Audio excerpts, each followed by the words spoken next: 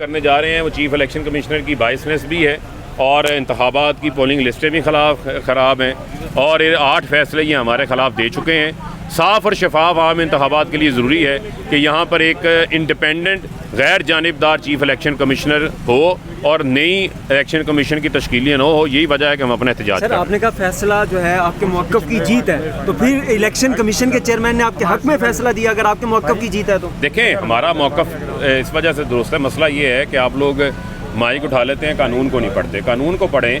Foreign funding जो है वो मेरा भाई उसको फ़ैसला करता है आइन का आर्टिकल 17(2) जो कि वफाकी हुकूमत रेफरेंस बनाती है और बनाकर सुप्रीम कोर्ट में भेजती है और सुप्रीम कोर्ट फ़ैसला करती है। इलेक्शन कमीशन का तो दायरा इख्तियार ही सिर्फ ममनुआ फंडिंग तक है।